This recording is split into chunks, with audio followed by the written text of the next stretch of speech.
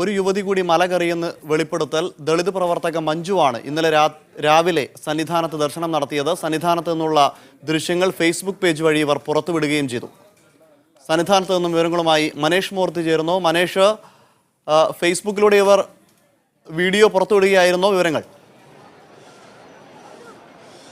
ഷബീർ, അവരിപ്പോൾ ഫേസ്ബുക്ക് വഴി പുറത്തുവിട്ടിരിക്കുന്ന അവരുടെ പേജിൽ, അതായത് നവോത്ഥാന കേരളം ശബരിമലയ്ക്ക് എന്ന ഫേസ്ബുക്ക് പേജിൽ അവർ ഇപ്പോൾ അപ്ലോഡ് ചെയ്തിരിക്കുന്ന വീഡിയോ മാളികപ്പുറത്തു നിന്നുമുള്ള ദൃശ്യങ്ങളാണ്.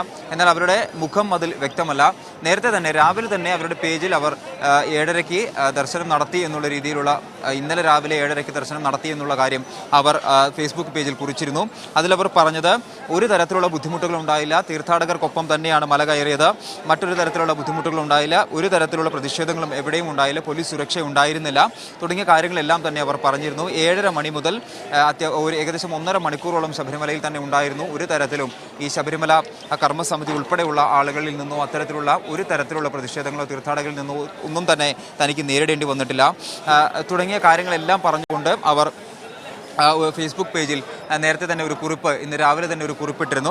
അതിന് പിന്നാലെയാണ് വൈകുന്നേരത്തോടു കൂടി ഒരു വീഡിയോ അപ്ലോഡ് ചെയ്തിരിക്കുന്നത്. ആ വീഡിയോയിൽ നമുക്ക് കാണാൻ സാധിക്കുന്നത് അവർ മാളികപ്പുറം ക്ഷേത്രത്തിൽ ദർശനം നടത്തുന്ന ഒരു വീഡിയോ ആണ് അവർ ഇപ്പോൾ അപ്ലോഡ് ചെയ്തിരിക്കുന്നത്. കൂടുതൽ, അതായത് ശബരിമല സന്നിധാനത്ത് ദർശനം നടത്തുന്നത് ഉൾപ്പെടെയുള്ള കൂടുതൽ ദൃശ്യങ്ങൾ അവർ ഉടൻ തന്നെ പുറത്തു വിടും എന്നുള്ള ഒരു കുറിപ്പും ഈ വീഡിയോയ്ക്കൊപ്പം ആ പേജിൽ അപ്ലോഡ് ചെയ്തിട്ടുണ്ട്.